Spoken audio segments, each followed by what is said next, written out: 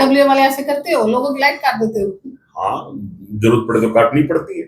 अब काट देते हो, प्रावधान है, आप काट सकते हो? प्रावधान है भाई, सरपंच को तो फिर भी थोड़ा बहुत मानदेय मिलता है, विधायक को भी अच्छी खासी तनख्वाह और पेंशन मिलती है जी। आरडब्ल्यू का प्रेसिडेंट तो अपने घर से खर्चा करता है, आप लोगों को कुछ भी नहीं मिलता। सुखी चौधर है। अगर आप प्रेसिडेंट इलेक्शन चुनाव करते, चुनाव कैसे होगा, ओके, गवर्निंग बॉडी मीटिंग बुलाएंगे तो वो कैसे एग्जीक्यूट होगी, जनरल बॉडी मीटिंग कैसे एग्जीक्यूट होगी, उसके लिए 56 रूल्स इसमें दिए हुए हैं। झगड़े सबके वैचारिक होते हैं। अच्छा, कोई वहां मार पिटाई वाला सिस्टम नहीं है। जो ये सत्ता है ना जी, और खासकर सोसाइटीज की सत्ता है, this is not a political platform. लोगों को लगता है ये पॉलिटिकल प्लेटफॉर्म है। ये मैंडेटरी होना चाहिए कि द मोमेंट आप वहां प्रॉपर्टी ओनर बनते हैं तो जो फर्स्ट प्रॉपर्टी ओनर है जी जी, वो मेंबरशिप के लिए मैंडेटरी अप्लाई करेगा with in this frame of time. अब जब 40% कोरम होना चाहिए, उसके बिना आप मीटिंग एग्जीक्यूट नहीं कर सकते। मेरा एक्ट तो बोलता है मेरे को साल में एक बार करना साल में, जी जी, तो मैं साल का तो करवाता ही करवाता हूँ जी जी, इसके साथ साथ मैं हर क्वार्टर में भी करवाता हूँ। मैं आरडब्ल्यू को रन करता हूँ, उसमें क्या ग्रैब करता हूँ, एक इफेक्टिव मैनेजमेंट, क्योंकि मैं 800 फैमिलीज को मैं गवर्न कर रहा हूँ, मेरे नीचे 150 लोगों का स्टाफ है, उसको हम गवर्न कर रहे हैं। तो this is what we are getting out of it. Functional societies वाले कमाते हैं जी, और जो सुखे चौधरी है ना जी जी, वो ज्यादा आते हैं जी। नमस्कार, मैं हूं मनप्रीत और आप देख रहे हैं आपका अपना चैनल वायरल सर्च। आरडब्ल्यूए के लेकर दिमाग में बहुत सारे क्वेश्चंस आते हैं, डाउट्स आते हैं, लगातार जो है सुर्खियां रहती है अखबार की कि यहां पर इतने का गबन हुआ, इतने का घोटाला हुआ, जो हैंडओवर है जो बिल्डर नहीं दे रहा है। आरडब्ल्यूए आखिरकार ये कॉन्सेप्ट क्या है? तो ऐसे में हमने सोचा कि इसको डिटेल में जानने के लिए उस व्यक्ति की रिक्वायरमेंट है जो अच्छे से डीप से इसके कोर में जो है वो काम कर रहे हैं। तो ऐसे ही एक एक्सपर्ट के साथ आज हम मौजूद हैं जिनसे हम बात करेंगे आरडब्ल्यूए एक्ट क्या कहता है, किस तरीके से वर्कआउट करता है, क्या उसमें इश्यूज हैं जिसको अमेंड करना चाहिए, अगर अब तक अमेंड नहीं हुआ तो आगे के लिए क्या उसके लिए इंपॉर्टेंट चीजें हैं या टिप्स है जो उसमें कवर होनी चाहिए। तो इन सब के ऊपर बातचीत करने के लिए आज हमारे साथ मौजूद है प्रवीण मलिक जी, जो 4 टेन्योर से लगातार प्रेसिडेंट हैं और आज भी हैं, फंक्शनिंग जो आरडब्ल्यू है उसका वर्कआउट कर रहे हैं। तो उनसे डीप में हम जो है नॉलेज लेंगे आरडब्ल्यू की। और आप भी जो आरडब्ल्यू में कार्यरत हैं या फिर कोई भी पदों पर है, कुछ भी आपके डाउट हो, आप कमेंट बॉक्स के माध्यम से भी जो है नीचे कमेंट कर सकते हैं। नमस्कार प्रवीण जी, बहुत बहुत स्वागत है आपका। नमस्कार मनप्रीत जी, और इस पटल के माध्यम से सभी आपके दर्शकों को भी नमस्कार। आरडब्ल्यूए जितना ये शॉर्ट फॉर्म लगता है, इसका कॉन्सेप्ट जो है उतना ही हैरान कर देने वाला और परेशान कर देने वाला भी लगता है। कॉन्सेप्ट क्या है, बिल्कुल बेसिक जानना चाहेंगे आपसे। देखिए, जो आरडब्ल्यू है, पहली बात तो वो कोई लीगल टर्म नहीं है। ओके, वो उसको अगर आप एलोबरेट करेंगे तो RW means residents welfare association जी, और ये फॉर्म होती है under the act that is HRRS act, okay, Haryana registration and regulations of societies act 2012 जी। अब इसमें क्या है, जो एक्ट है बेसिकली, ये एक्ट जो फॉर्म हुआ था, यानी इनिशियली जब इसका थॉट आया था, इसका थॉट आया था संस्थाओं के लिए, ओके, जो सामाजिक संस्थाएं हैं, जी जी, गौशाला है या कोई खेल संस्था है या कोई आपकी स्कूल की कोई संस्था है, ओके, उसके लिए कॉन्सेप्ट आया था जी, लेकिन जैसे जैसे गुड़गांव में, फरीदाबाद में, सोनीपत में, अब रोहतक में भी, हिसार में भी, मुंबई में तो बहुत से पहले से है, दिल्ली में बहुत से पहले से है, जैसे जैसे इसमें ये वर्टिकल लिविंग का कॉन्सेप्ट आया, यानी हाई राइज सोसाइटी कॉन्सेप्ट आया, तो इसी एक्ट में उन सोसाइटीज को भी इनकॉर्पोरेट कर दिया गया। ओके, तो पहले का एक्ट होता था HAOA, Haryana apartment ownership act, okay, 1983, okay, उसको इसके साथ मर्ज कर दिया गया जी। और उसकी कुछ रूलिंग्स और उसके कुछ गाइडलाइंस एग्जिस्टिंग जो एक्ट है उसके साथ करके 2012 में इस एक्ट को फ्रेम किया गया। ये वो बुकलेट है, ओके, ये HRRS एक्ट की बुकलेट है। ये बेसिकली क्या है, ये पूरी बुकलेट है तो पतली सी, और इसी पे सारी आपकी जो आपने आरडब्ल्यूएस का नाम लिया, जी जी, वो इसी के तहत काम करती हैं। और इसके अंदर बेसिकली क्या है कि 2 पोर्शन में डिवाइडेड है। ओके, इसमें पहले तो एक्ट के बारे में जानकारी कि एक्ट क्या है, कि कौन मेंबर बन सकता है, उसकी क्या मतलब वर्किंग क्या होगी, ऑडिट्स कैसे होंगे, एसोसिएशन रजिस्टर कैसे होगी, ओके उसके मेमोरेंडम कैसे बनेंगे, उसके लगभग लगभग आपके 16 चैप्टर्स हैं ओके और उसमें 92 क्लॉजेज हैं। उसके बाद ये इसकी दूसरी उसमें है रूलिंग्स। रूलिंग्स में भी आपके लगभग लगभग 56 रूल्स हैं, 56 रूल्स हैं इसके अंदर। ओके उसमें आपकी फिर जो उसका एग्जीक्यूशन कैसे होगा, कि आपके मेंबर्स की ऑब्लिगेशंस क्या हैं, मेंबर बनेगा तो उसकी पावर्स क्या हैं, अगर आप प्रेसिडेंट इलेक्शन चुनाव करते चुनाव कैसे होगा, ओके गवर्निंग बॉडी मीटिंग बुलाएंगे तो वो कैसे एग्जीक्यूट होगी, जनरल बॉडी मीटिंग कैसे एग्जीक्यूट होगी, उसके लिए 56 रूल्स इसमें दिए हुए हैं।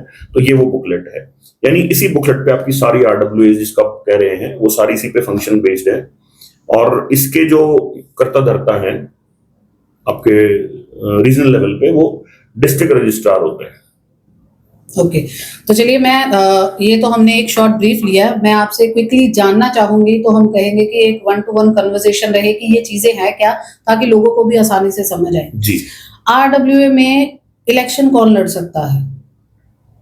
देखिए, बेसिकली अगर मैं गुड़गांव की बात करूं तो जी। गुड़गांव में आज के टाइम पे 3 तरह की आरडब्ल्यूए है। ओके पहली आरडब्ल्यूए हैं जैसे आपके प्राइवेट सेक्टर्स, यानी इंडिपेंडेंट जो फ्लोर्स होते हैं, इंडिपेंडेंट जो घर होते हैं, जैसे एचएसवीपी के सेक्टर हो गए जिसको हम हुडा सेक्टर जी बोलते जी जी हैं, जी मालीवुड टाउन जैसा जो हमारा एरिया हो गया, आरडी सिटी वाला जैसे एरिया हो गया, जहां पे हर घर का अपना एक इंडिविजुअल प्लॉट है, उसने प्लॉट पे अपना मकान बनाया हुआ है। उनकी डे टू डे जो ऑपरेशंस है इन टर्म्स ऑफ उनका सीवरेज है, उनका वाटर लाइन है, वो जिम्मेदारी है म्युनिसिपल कॉर्पोरेशन की। ओके बिजली की जिम्मेदारी वहां डीएसबीवीएन की, क्योंकि वहां पे हर घर में अपना एक मीटर लगा हुआ है। मीटर लगा हुआ जी। तो वो लोग क्या करते हैं, वो अपने एक वेलफेयर के लिए, ताकि वो अपने मुद्दे प्रशासन तक या सरकार तक उठा सकें, तो वो एक एसोसिएशन फॉर्म करते हैं जी। वो भी आरडब्ल्यूए है, बिकॉज वो भी रेजिडेंट वेलफेयर एसोसिएशन है। लेकिन उनके पास स्वतः कोई फंड, भाई कोई मैंडेटरी नहीं है कि हर घर से आपका पर स्क्वायर फीट या पर स्क्वायर यार्ड इतना मेंटेनेंस पैसा आएगा। वो एक एसोसिएशन बनाते हैं और उस एसोसिएशन के माध्यम से अपने मुद्दे उठाते हैं जी। एक तो तरह की ये आरडब्ल्यू हो गई जी जी। दूसरी होती है जो ग्रुप हाउसिंग सोसाइटी में है, जिस सोसाइटी का संचालन आज भी बिल्डर कर रहा है। बिल्डर सारी जो ऑपरेशंस हैं, डे टू डे ऑपरेशंस जो है, आपका वाटर से लेकर इलेक्ट्रिसिटी से लेकर इंटरनल डिस्ट्रीब्यूशन, क्योंकि आपको कॉमन कनेक्शन मिल गया डीएसबीवीएन से, और सोसाइटीज आती हैं बीएसडीएस में, bulk supply distribution system. Okay यानी वहां पे आपको एक सिंगल पॉइंट कनेक्शन मिलेगा, इंटरनल डिस्ट्रीब्यूशन बिल्डर अरेंजमेंट करके देता है, और फिर उसी की जिम्मेदारी है इंटरनल एलटी सिस्टम को मेंटेन करना, आपकी एस लाइन को मेंटेन करना, वो बिल्डर की जिम्मेदारी है। जहां पे बिल्डर सारी चीजें देख रहा है जी। और वहां पे एक आरडब्ल्यू फॉर्म हो गई है, वो चाहे इलेक्शन से हुई चाहे वो नॉमिनेशन से हुई, एक वो आरडब्ल्यू है, लेकिन उसकी कोई ऑब्लिगेशन, कोई जिम्मेदारी नहीं है towards the compliances of the society. कल को अगर कुछ भी वहां पे नेगेटिव होता है तो बिल्डर विल बी रिस्पॉन्सिबल, ना कि वो आरडब्ल्यू जी। और जो तीसरी तरह की जो आरडब्ल्यू है, जो एक्चुअल में मतलब जिसको मैं कहूं कि जिसके कारण ये एक्ट, जिसके कारण ज्यादा झगड़े बढ़ते हैं, वो है आपकी जब बिल्डर से आपने हैंडओवर ले लिया और आप आज में फंक्शनिंग है, तो अल्टीमेटली जो रिस्पॉन्सिबिलिटी है दैट लाइज विद यू, कि अगर किसी व्यक्ति को घर में उसके पानी नहीं पहुंचा, उसकी सीवरेज नेटवर्क ठीक नहीं है, आपके कोई कंप्लायंसेस हैं, एसटीपी के कंप्लायंसेस हैं, आपके पोल्यूशन कंट्रोल बोर्ड के लगा लो, आप लिफ्ट के कंप्लायंसेस हैं, आपके लिफ्ट के एनओसी नहीं है, या कोई ऐसा उसमें कोई मैटर हो जाता है, या कोई आपकी बिल्डिंग कोड की कोई कंप्लायंसेस नहीं है, तो उसकी जिम्मेदारी, उसकी ऑब्लिगेशंस उसी आरडब्ल्यूए की है। और उसी तरह उसके पास कुछ पावर्स भी हैं जी। वो पावर्स ये है कि उसको डे टू डे ऑपरेशंस के लिए सोसाइटी से मेंटेनेंस कलेक्शन करना है, हर घर से, जो आप मंथली, क्वार्टरली, या कुछ लोगों ने मीटरिंग सिस्टम लगा रखा है कि आपका डेली कलेक्शन कट जाएगा। ओके। तो वो अलग अलग पैटर्न में है। तो सोसाइटी के लोग पैसा देते हैं, और वो जो गवर्निंग बॉडी, जो इलेक्टेड गवर्निंग बॉडी है, क्योंकि जहां तक फंक्शनल आरडब्ल्यू की मैं बात कर रहा हूं, जो तीसरी तरह की आरडब्ल्यू है, वहां पे 99% आपकी इलेक्टेड बॉडी ही होती है। वहां वो नॉमिनेटेड बॉडी या सिर्फ सिलेक्टेड बॉडी जो है वो काम नहीं कर पाती, वहां पे इलेक्टेड बॉडी ही काम करती है, और उसका जो काम है वो कलेक्शन करना, उसमें पारदर्शिता रखना, क्योंकि एक्ट में सारे प्रावधान है। तो ये जो आरडब्ल्यू है, जो मेंबर्स है, वही ये प्रेसिडेंट है वो चुनते हैं जी। मैं थोड़ा सा इसको और एलोबरेट कर देता हूं, क्योंकि हम ऐसे बहुत सारे झगड़े सोसाइटी गुड़गांव में देखते रहते हैं। आपकी सोसाइटी एग्जांपल ले लेते हैं कि कोई सोसाइटी जिसमें 1000 फ्लैट है जी, उस 1000 फ्लैट में जो उसके ऑनर्स हैं, ये एक्ट बोलता है कि उसका जो फर्स्ट ऑनर है, okay, this is mentioned clearly in the act, he can be the member of the association.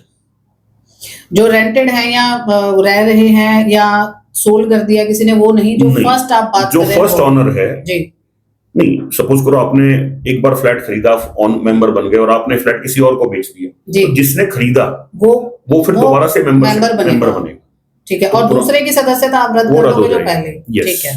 तो अब वो जो मेंबर बनते हैं वो मेंबर ही चुनाव करते हैं जी अपनी गवर्निंग बॉडी का जी, और उसके जो फ्रेम्ड रूल है जिसको हम बायलॉज बोलते हैं जी, उसके तहत वो गवर्निंग बॉडी वो काम करती है, और उसी के तहत जो मेंबर्स हैं उनकी भी ऑब्लिगेशंस होती है कि वो उसी के अंडर उस सोसाइटी को रन करने में हेल्प करेंगे। बट इलेक्शंस को लेकर जो है वो बहुत ज्यादा हम कहें कि झगड़े सुनने में आते हैं जी, ये एक बहुत ही मतलब कॉमन सा टॉपिक है, झगड़े बहुत ज्यादा होते हैं कि भाई अब मेंबर, सबसे पहली बात आती है कि मेंबर नहीं बना रहे। ये क्या कॉन्सेप्ट है, मेंबर क्यों नहीं बना रहे? मेंबर नहीं होंगे तो फिर आपको वोट कौन देगा? मेंबर क्यों नहीं बनते? क्योंकि आप चार बार के प्रेसिडेंट हैं और अभी मौजूदा प्रेसिडेंट है, हम बात करें वो भी फंक्शनिंग आरडब्ल्यू में, तो मेंबर क्यों नहीं बनाते? देखिए, मैं पहले तो आपको बताता हूँ कि भाई वो झगड़े वाली बात बता देता हूँ। तो झगड़े सबके वैचारिक होते हैं, अच्छा, कोई वहां मार पिटाई वाला सिस्टम नहीं है जी, वो झगड़े वैचारिक हैं, और जहां लोकतंत्र है वहां वैचारिक मतभेद या वैचारिक झगड़े हमेशा रहेंगे जी। आप चाहे वो छोटा आपका गांव के पंचायत मेंबर का चुनाव है, चाहे सरपंच का चुनाव है, चाहे विधायक का चुनाव है, चाहे वो सांसद का चुनाव है, जो ये आरडब्ल्यू है ना, ये भी अच्छी इकाई है जी। और मैं आपको जान के हैरानी होगी, बहुत सी सोसाइटीज तो यहाँ इतनी बड़ी बड़ी हैं जो गांव से भी बड़ी हैं। अच्छा, तो गांव का सरपंच तो बेचारा फिर भी सरकार के पीछे पीछे दौड़ता है, ग्रांट दे दो। जी जी। जो एक सोसाइटी, इतनी बड़ी बड़ी सोसाइटीज हैं जिनके पास हर महीने का जो कलेक्शन है वो करोड़ों रुपए है, ओके, लेकिन उनकी सोसाइटी इतनी बड़ी है, उनको एक्सपेंडिचर भी उतना ही करना है। जी जी जी। तो उसके पास एक पावर है, मतलब मैं कहता हूं, हालांकि with all due respect to the sarpanch अपने आप में कॉन्स्टिट्यूशनल पोजीशन है, जी, लेकिन उससे ज्यादा पावरफुल एक आरडब्ल्यू प्रेसिडेंट है, क्योंकि उसके पास अपनी डिस्क्रिशन पावर है फंड्स कलेक्शन करने की और उसको एग्जीक्यूट करने की, उसको एक्सपेंस करने की, जी जी, in the interest of public, जी जी, which is required. So point is, रही बात वो जो आपने बताया कि वो इलेक्शंस में झगड़े होते हैं या क्यों होते हैं, देखिए जो ये सत्ता है ना जी, और खासकर सोसाइटीज की सत्ता है, this is not a political platform. लोगों को लगता है ये पॉलिटिकल प्लेटफॉर्म है, वो तब तक ठीक है जब आप एक नॉन फंक्शनल आरडब्ल्यूए है, सपोज करो बिल्डर मैनेज कर रहा है और तब तक आप चुनाव लड़ रहे हो, तब तक तो सत्ता के लिए ठीक है जी, कि भाई आप सत्ता में रहोगे तो बिल्डर आपकी बात सुनेगा, आप बिल्डर से थोड़ा बहुत कुछ बेनिफिट भी ले लोगे, मतलब क्योंकि जो सत्ता में रहता है तो आदमी थोड़ा सा उसका प्रभाव रहता ही है, तो वो लड़ाई इस तरीके से होती है।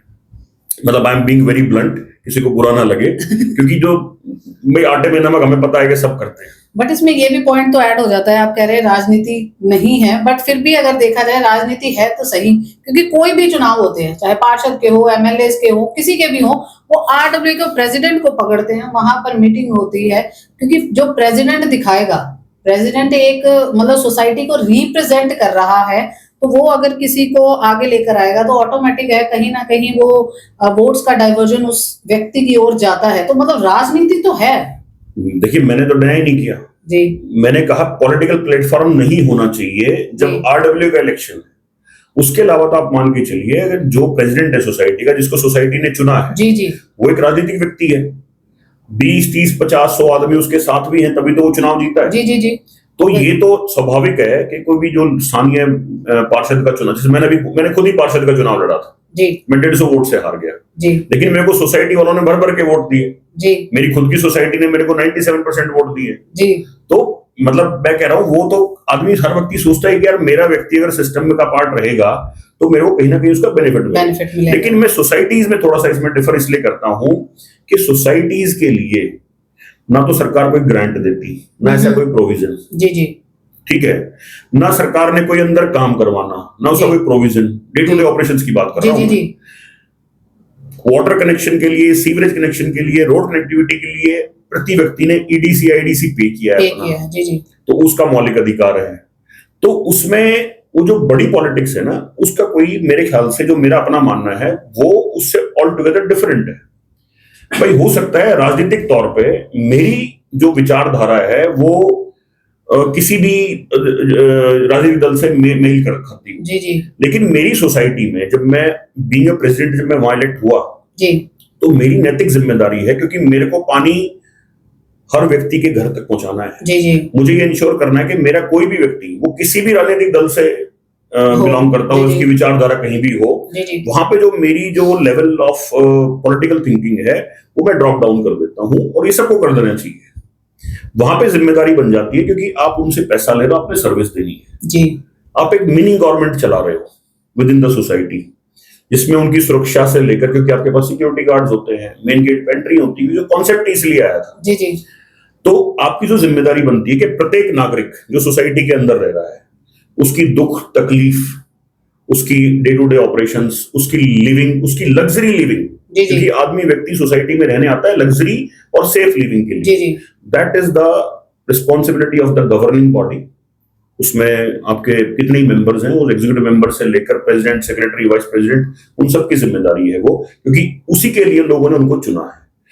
क्योंकि उनकी डिपेंडेंसी गवर्नमेंट के ऊपर नहीं है कि भी गवर्नमेंट से ग्रांट आएगी तब हम आपको फैसिलिटी देंगे। जी जी जी, हर महीने लोग पैसा देते हैं और उस पैसे से उनको सर्विस मिलती है। इसलिए मैं बोल रहा हूँ कि ये पॉलिटिकल प्लेटफॉर्म नहीं होना चाहिए जी। आपके टॉप अलाइनमेंट किसी भी पार्टी से हो, किसी भी राजनीतिक दल से आप बिलोंग करते हो, लेकिन जहां आरडब्ल्यूए की बात आए, वहां पे आपको व्यक्ति विशेष जो आपके लिए काम कर सकता है, जिसको उसकी डेलिब्रेट अंडरस्टैंडिंग है या उसको वो ट्रांसपेरेंसी रखता है, ऐसे व्यक्ति को ही उसको प्रमोट करना चाहिए, चुनना चाहिए। मेंबर क्यों नहीं बनाते, ये क्या दिक्कत है? क्योंकि जब भी बात करो तो वो कह रहे हैं कि मुझे मेंबर नहीं बनाया गया, मैं यहाँ का रहने वाला हूँ। मेंबर क्यों नहीं बनाते, आपको क्या लगता है? देखिए, मेंबर नहीं बनाने के कोई ऐसे मेजर कारण तो नहीं है, लेकिन जो मेरे को समझ में आता है, एक तो जो आपका एक्ट में लिखा हुआ है कि जिसने भी मेंबर बनना है जी, उसने अपनी एप्लीकेशन देनी है गवर्निंग बॉडी को। ओके। क्योंकि मेंबर बनाने की जो पावर है एज पर द एक्ट, वो सिर्फ गवर्निंग बॉडी के पास है। ओके। प्रेसिडेंट सेक्रेटरी के पास वो एप्लीकेशन जाती है, वो फिर उसको जो आपकी चुनी हुई जो गवर्निंग बॉडी है, जनरल बॉडी नहीं, मींस जो आपका एक 10-15 लोगों की जो टीम है, ओके, उसमें उसको रेटिफाई करा के वो मेंबर बनाते हैं। ओके। किसी के ऊपर ऑब्लिगेशन नहीं है कि वो मेंबर बनना चाहे या वो मैंडेटरी है। सबसे बड़ा पॉइंट तो ये है मेंबर ना बनने का या ना होने का।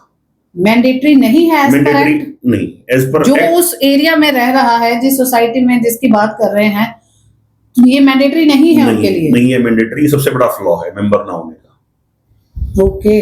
अगर एक्ट में जो हम बात कर रहे थे कि एक्ट में अमेंडमेंट्स की रिक्वायरमेंट है, उसमें एक अमेंडमेंट ये भी रिक्वायर्ड है कि ये मैंडेटरी होना चाहिए कि द मोमेंट आप वहां प्रॉपर्टी ओनर बनते हैं, तो जो फर्स्ट प्रॉपर्टी ओनर है जी जी, वो मेंबरशिप के लिए मैंडेटरी अप्लाई करेगा with in this frame of time.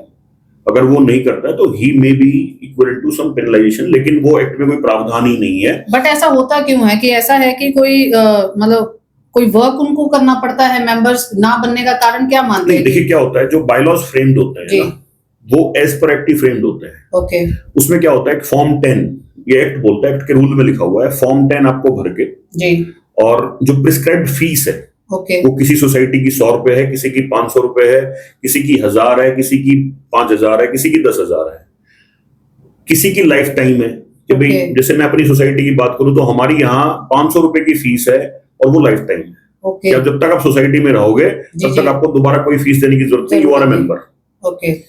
तो वो फीस भर के और वो फॉर्म भर के आप मेंबरशिप के लिए अप्लाई कर दीजिए। फिर ये रिस्पॉन्सिबिलिटी गवर्निंग बॉडी की है कि आपको वो मेंबर बनाए। उसमें अगर कोई ऑब्जेक्शन है या कोई त्रुटि है तो आप रिस्पॉन्स बैक कर दीजिए, वो रिस्पॉन्स उनका ले लीजिए और आप उसमें क्लियर करके मेंबर बना दीजिए। Member banana is not a challenge.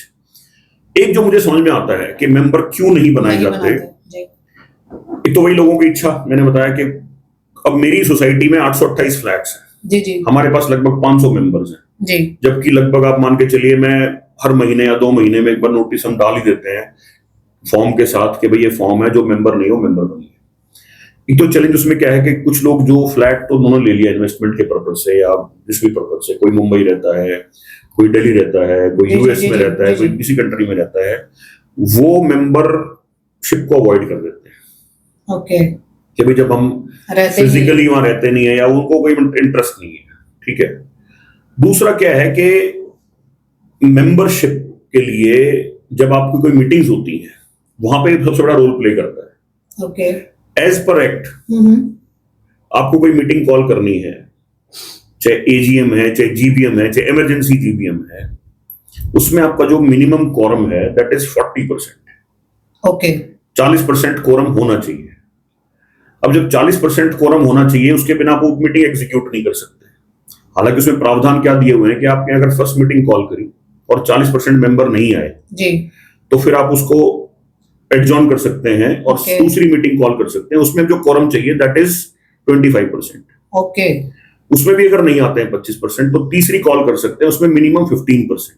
Okay. तो मिनिमम 15% तो आपको कोरम चाहिए चाहिए ही ही चाहिए। चाहिए। जी।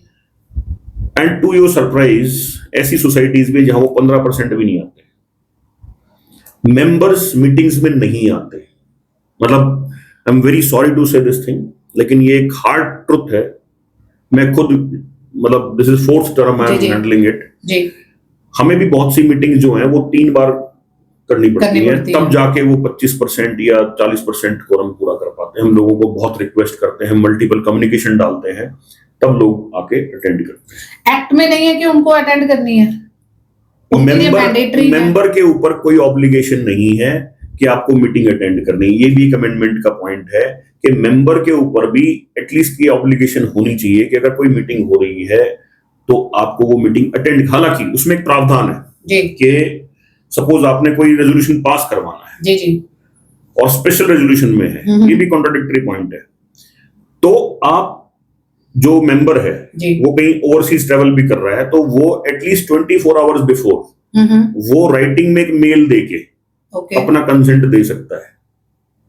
लेकिन ये सिर्फ स्पेशल रेजोल्यूशन में है, ये मैंडेटरी किसी के लिए नहीं है, मेंबर्स के लिए। ठीक है। बट फिर प्रेसिडेंट कैसे इस चीज को करेंगे कि भाई वो कोरम पूरा हो ही हो? फिर वो अवॉइड करता है, फिर वो मेंबर कम बनाता है ताकि लोग कम से कम कोरम तो सो पूरा हो दिस जाए। Is the reason. ये वन ऑफ द रीजन है, वन ऑफ द रीजन है। मतलब this is not the only reason but one of the reason. Yes, yes. फिर वो अवॉइड करता है। लाइक हमने भी प्रोविजन क्या किया हुआ है कि जो भी मेंबर फ्लैट खरीदता है, यानी जी। जो भी ओनर फ्लैट खरीदता है, हमने उसमें मैंडेटरी कर दिया है कि भाई आप मैंडेटरी मेंबर बनाओ। ओके। मतलब मैंडेटरी मतलब हम उनको फॉर्म हाथ ही दे देते हैं, उनको बता देते हैं कि जी आप ये फॉर्म है आपका और ये मेंबर बनिए। In fact we have initiated orientation program also. Okay. हम हर नए मेंबर का महीने 2 महीने में ओरिएंटेशन प्रोग्राम करते हैं। उसमें चाहे 4 नए ओनर हैं, चाहे 5 है, चाहे 10 हैं, और उनको हम बताते हैं, उसका हमारा ये पार्ट है कि भाई इस एक्ट के तहत आप मेंबर बनेंगे और इसकी आपके पास वोटिंग राइट्स होते हैं, सोसाइटी के डे टू डे ऑपरेशंस में आप इन्वॉल्व हो सकते हैं, आप इलेक्शन लड़के आप अच्छा काम कर सकते हैं। हम उनको एक पूरी जानकारी देते हैं क्योंकि बहुत लोगों को जानकारी नहीं है। ये हमने अपने सोसाइटी के हिसाब से इसको इनकॉर्पोरेट किया हुआ है। अगला मैं आपसे जानना चाहूंगी, गुरुग्राम में सैकड़ों आरडब्ल्यू जो है वो रजिस्टर हैं, किसी के समय पर चुनाव नहीं होते, या कहें कि कहीं पर जो है अक्सर एआर और डीआर के ऊपर भी मिली भगत के आरोप लगते हैं। तो ये क्या है पूरा, इनके ऊपर आपका क्या कहना है, सच्चाई क्या है इसके पीछे? देखिए, वैसे तो अगर हम बात करें, आरडब्ल्यूएस के इलेक्शन होते हैं और वो जब इलेक्शन अप्रूव होते हैं तो बकायदा उस पर हरियाणा सरकार की मोहर लगती है। जी, जी। तो पार्ट तो हम भी कॉन्स्टिट्यूशन का ही है, जो आरडब्ल्यूएस हैं, जो लोग रह रहे हैं। जी, जी। लेकिन इसमें भी कोई दो राय नहीं है कि इसमें कहीं ना कहीं थोड़ा सा एक जो पॉलिटिकल प्रेशर है, या लगा लीजिए आधिकारिक तंत्र जो है, उसका कहीं ना कहीं थोड़ी सी त्रुटि का इन्वॉल्वमेंट रहती है और उसका नतीजा ये होता है। और खासकर इसमें तो मेरी गुजारिश प्रशासन से और सरकार से ये है जी। कि जहां पे फंक्शनल आरडब्ल्यूएस हैं, कम से कम वहां पे ये काम ना किया जाए। वहां पे भी आपको थोड़ा सा संजीदगी से, क्योंकि वहां पे लोगों की डे टू डे लाइफ इससे इंपैक्ट करती है। जी। बहुत से मतलब एक्शन ऐसे होते हैं कि आपका चुनाव डिक्लेयर हो गया, सब कुछ हो गया, फिर भी डिस्ट्रिक्ट रजिस्ट्रार की तरफ से एक ऑर्डर आ जाता है कि भाई ये चुनाव को रोक दिया जाए अचानक से, क्योंकि किसी आदमी ने कंप्लेंट फाइल कर दी। ओके। जबकि वंस एक बार आपके जब आरओ अपॉइंट हो जाते हैं उसके बाद जो प्रेरोगेटिव है वो सारा का Returning सारा officer. Returning officer, Okay. वो सारा का सारा रिटर्निंग ऑफिसर का प्रेरोगेटिव होता है जी कि चुनाव के दिन निर्धारित करना, उससे पहले लोगों को मौका देना मेंबरशिप के लिए। ओके अगर किसी ने उसमें पिटीशन भी फाइल करनी है तो उसके लिए भी 15 दिन का टाइम होता है। ओके 39(4) की एप्लीकेशन जाती है, मतलब सेक्शन है ये 39(4) का, Okay. रूलिंग का सेक्शन है, जिसमें आप अगर मेंबरशिप पे किसी को कोई डाउट है जी वो एप्लीकेशन डिस्ट्रिक्ट रजिस्ट्रार में दे सकता है if he is not satisfied with the RO. Okay but उसकी भी एक टाइम फ्रेमिंग है। और नॉर्मली ऐसा देखा गया है कि जहां पे आपको चुनाव डिले करने हैं, जहां पे कुछ ना कुछ ऐसी गड़बड़ इन्वॉल्वमेंट है, वहां पे जानबूझ के बिल्कुल 2 दिन पहले 3 दिन पहले, मैं भी एक सोसाइटी का नाम नहीं लूंगा, मेरे न्यू गुड़गांव सेक्टर की एक सोसाइटी है, ओके सेक्टर 83 में है वो, उनके साथ बिल्कुल ऐसा ही हुआ। बिल्कुल जब समय आ गया चुनाव का, 2 दिन पहले डिस्ट्रिक्ट रजिस्ट्रार की तरफ से एक ऑर्डर आ गया कि भाई आप ये चुनाव अभी होल्ड रहेंगे, इन लोगों की कंप्लेंट आई है, unless this complaint is settled.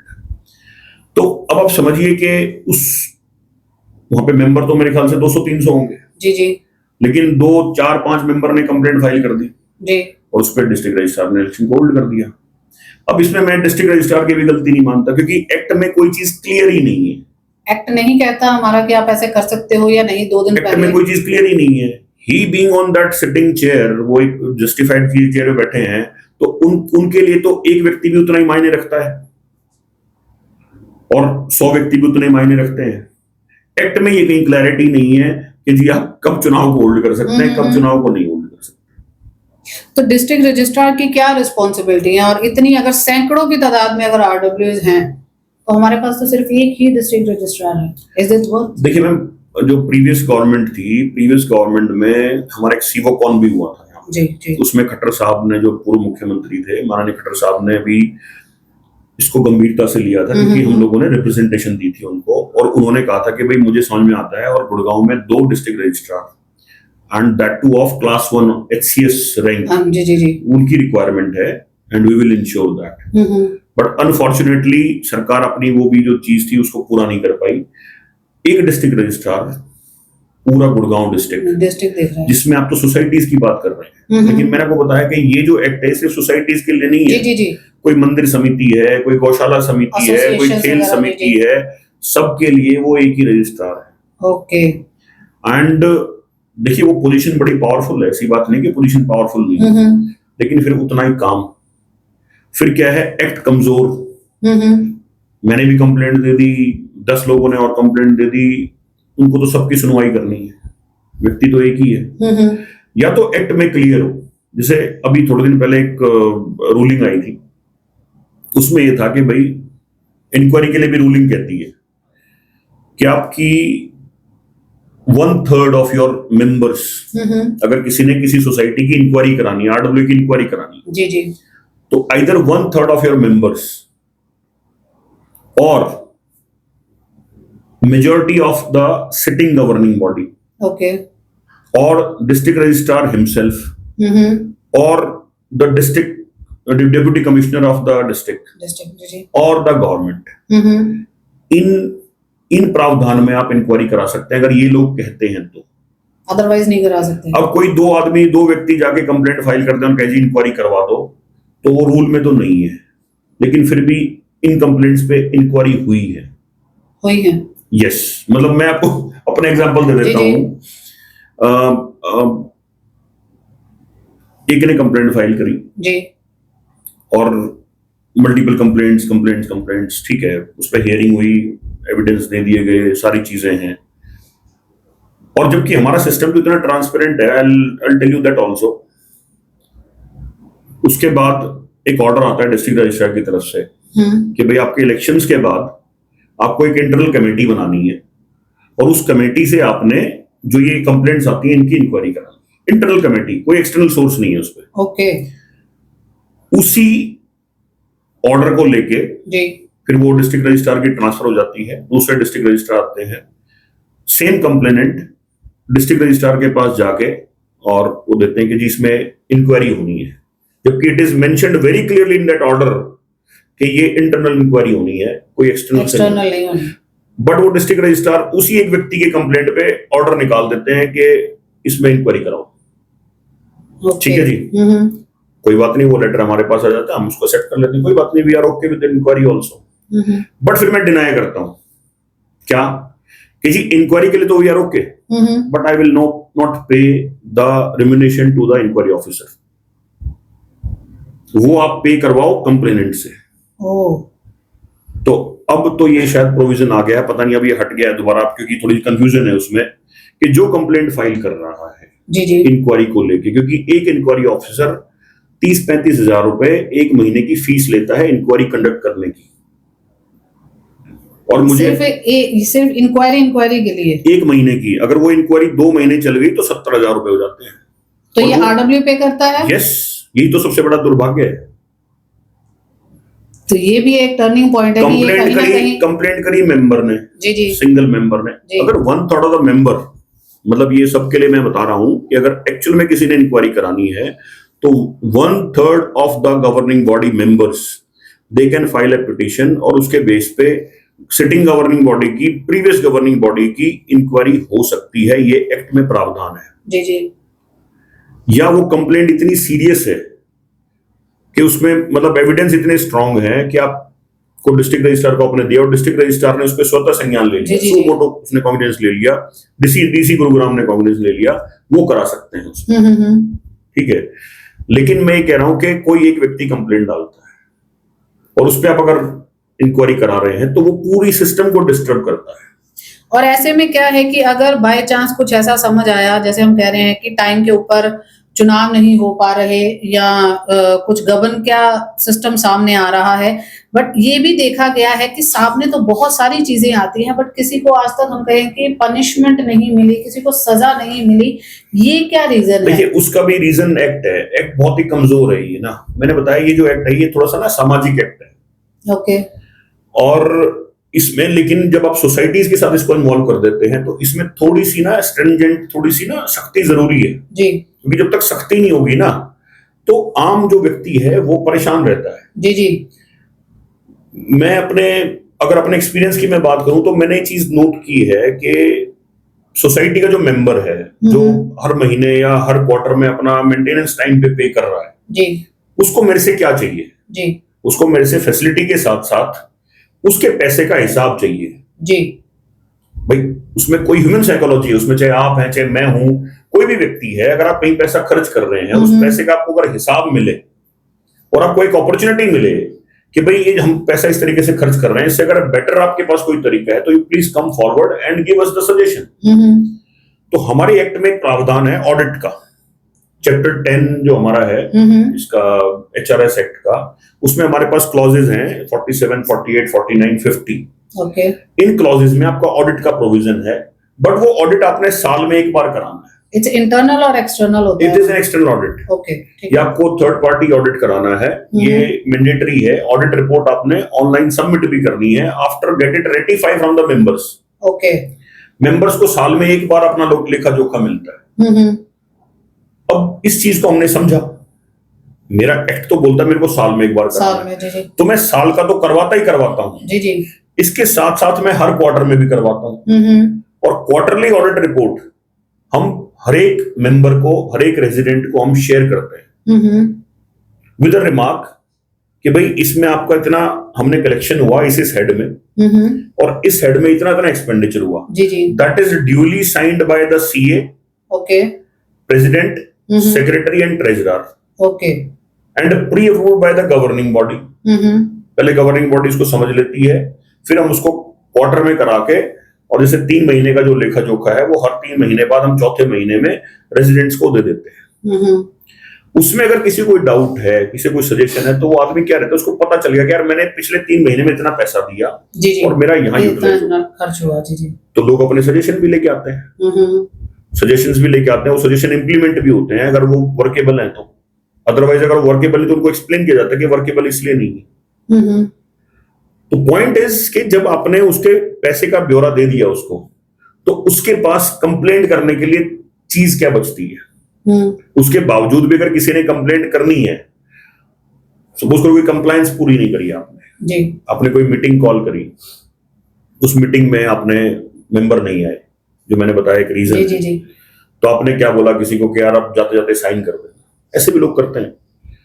तो उसमें जो गवर्निंग बॉडी है उसकी इंटेंशन तो गलत नहीं है, उसने तो मीटिंग कॉल कर ली। अगर मेंबर मीटिंग में नहीं आ रहे हैं, फिर वो कोई चलो रेजोल्यूशन पास कर दिया उन्होंने, फिर उन्हीं मेंबर्स में से जाके कोई कंप्लेंट फाइल कर देता है कि जी वो कोरम पूरा नहीं था जी, और इसलिए ये मीटिंग जो है नल एंड वॉइड है। सो इस तरह के जो डिस्प्यूट है ना, ये कॉन्टिन्यूअसली बढ़ते रहते हैं। डिस्प्यूट सिर्फ यही आप जो बता रहे हैं वो है, साथ के साथ ये भी आता है कि एक किसी कंप्लेनेंट ने बार बार जो कंप्लेंट सुनने में आती है कि भाई हमारी लाइट काट दी, हाँ, लाइट काट दी, मतलब कैसे? देखिए वो जो ये एक ही क्यों रिपीटेशन में क्यों आती है कि ये कॉमन मुद्दा है या कैसा है? देखिए क्या है क्या ना, आप आरडब्ल्यू वाले ऐसे करते हो, लोगों की लाइट काट देते हो? हाँ, जरूरत पड़े तो काटनी पड़ती है। आप काट देते हो, प्रावधान है, आप काट सकते हो। प्रावधान है, क्या कहता है एक्ट? एक्ट में रूल पढ़ लीजिए, अगर आपको मैं पढ़ाऊं तो जो आपका चैप्टर 10 ऑफ रूल्स है जी, उसमें सेक्शन 43 है, सेक्शन 44, 45, 43 में ऑब्लिगेशन ऑफ द मेंबर्स है और सेक्शन 45 में एनफोर्समेंट है। ओके, एंड ऑब्लिगेशन में लिखा हुआ है कि जो आपकी गवर्निंग बॉडी द्वारा निर्धारित आपका कॉमन एरिया मेंटेनेंस है, इलेक्ट्रिसिटी चार्जेस हैं या अदर कोई चार्जेस लेवी हैं जी, वो प्रत्येक मेंबर को with in the duration of time frame उसमें जमा करने हैं। ओके, फिर उसमें जो सेक्शन 45 है रूलिंग के जो चैप्टर 10 का, उसमें it is mentioned enforcement of the obligation. उसमें it is mentioned very clearly, मैं आपको पढ़ के सुना देता हूं क्योंकि ये बहुत बड़ा मुद्दा है, क्योंकि आई हैव सीन इट। क्योंकि किसी का भी मकसद, किसी भी सोसाइटी या आरडब्ल्यू का मकसद आपका वो नहीं है, ये है आपका चैप्टर 9, सॉरी मैं चैप्टर 10 कह रहा था जी, obligation of timely payment of all charges, और इसमें एनफोर्समेंट ऑफ ऑब्लिगेशन है। In case any member is in arrear of payment of his obligations for a period of dash days, वो आपके बायलॉज का पार्ट बनेगा कि उसमें 30 days, 60 days, 90 days. The board member shall be competent to take all measures for the recovery of such arrears of the monthly maintenance charges or monthly utility bills such as electricity and related charges and other user charges, including corrective measures by taking recourse of disconnection of electricity, water supply to the dwelling unit, blocking of sewerage outflow, and denial of the access to use the common facilities including lifts. ये act में लिखा हुआ है madam, ये मेरी तरफ से नहीं है, आपके सामने ही है। अब इसमें एक चैलेंज क्या आता है, इसमें जो डिस्क्रिपेंसी क्या है, डिस्क्रिपेंसी उसमें ये है कि कुछ लोगों ने जो आपका इलेक्ट्रिसिटी मीटर सिस्टम है, यानी बहुत सी सोसाइटीज में एडवांस इलेक्ट्रिसिटी लेते हैं लोग, प्रीपेड मीटर जिसको बोलते हैं। जी, आप जितना यूज कर रहे हो उतना आपको रिचार्ज कराइए, उसी के साथ वो जोड़ देते हैं कॉमन एरिया मेंटेनेंस को। ओके, तो मेन झगड़ा वहां से शुरू हुआ कि जब आपने मेंटेनेंस नहीं भरा तो इलेक्ट्रिसिटी कट गई। जी। तो लोगों ने कंप्लेंट फाइल करनी शुरू करी HERC को, यानी CGRF में, कंज्यूमर फोरम जो इलेक्ट्रिसिटी डीएसपी की वहां फाइल करी जी। HERC ने ऑर्डर दे दिया कि भाई आप हमारा नाम लेके जी किसी की इलेक्ट्रिसिटी डिस्कनेक्ट नहीं कर सकते, which is against the law. अब चलो मैंने मान लिया वो बात, भाई मेरे पास वो प्रोविजन नहीं है, मतलब as an individual capacity being Praveen Malik, मेरी सोसाइटी में क्या है, इलेक्ट्रिसिटी प्रीपेड है मेरी और मेरा मेंटेनेंस पोस्टपेड है, दे आर नॉट लिंक्ड, तो HERC गाइडलाइंस में फॉलो करना। लेकिन मेरा एक्ट के भी तो कहता है कि अगर कोई मेंबर आपको मेंटेनेंस चार्जेस नहीं पे कर रहा है तो you have the right enforcement. तो HERC ने तो अपनी रूलिंग के हिसाब से बता दिया जी, एक्ट अपनी रूलिंग के हिसाब से बता रहा है। फिर एक तीसरा नैरेटिव क्या आता है, जो लोग कहते हैं अक्सर जी कि भाई इलेक्ट्रिसिटी इज एसेंशियल एमिनिटी और इसको नोबडी कैन डिस्कनेक्ट। उसमें इनफैक्ट हाई कोर्ट की तरफ से वर्डिक्ट भी आते हैं, मतलब उसमें अलग अलग चीजें हैं, उसमें फेवर में भी और अगेंस्ट में भी। लेकिन मैं ये कह रहा हूं आप 2 महीने डीएसबी का बिल मत भरो, काट देते हैं ना, काट देते हैं उसी वक्त ही, ठीक है जी, एक नोटिस देंगे और फिर ट्रक से उठा देंगे जी। और फिर चक्कर काटते रहो, कभी एसडीओ के कभी एक्सचेंज के। जी, फिर न्यू कनेक्शन वो पूरा बोलते हैं तो सिस्टम। क्या वो एसेंशियल सर्विस का पार्ट नहीं है? तो दोहरा मापदंड क्यों? मतलब दिस इज ये संज्ञान लेने वाली बात है सरकार को भी कि एक्ट में लिखा हुआ है कि आप काट सकते हो, एचईआरसी ने बोल दिया आप नहीं काट सकते, लेकिन एचईआरसी ने थोड़ा सा इसमें घुमा दिया, उन्होंने कहा कि हमारा नाम लेके नहीं काट सकते, क्योंकि आपने जो प्रीपेड मीटर लगाया हुआ है वो लगाया हुआ है इलेक्ट्रिसिटी कलेक्शन के लिए, जी जी, और उससे आप मेंटेनेंस के चक्कर में काट रहे हो। जी जी, तो इससे बेटर यही है कि आप दोनों को सेपरेट रखें और एक्ट को फॉलो करें, और ऐसी नौबती क्यों आए जी जी, कि डिस्कनेक्ट करना पड़े।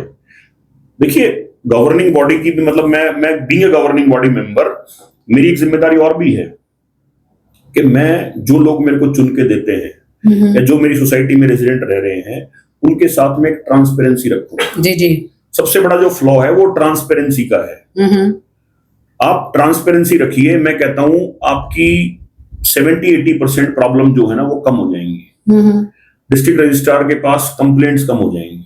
देखिए जिसका माइंडसेट कंप्लेनेंट का है, जो विरोधी है आपका, वो करेगा कंप्लेंट। आप you can not hold that, मतलब उनको आप चाहे सोने का घर बनवा के दे दो, जो आपका विपक्षी है वो कंप्लेंट करेगा। क्योंकि देखिए एक constructive opposition is always required, लेकिन जब ऑपोजिशन डिस्ट्रक्टिव हो जाए ना तो वो हमेशा नुकसान देता है।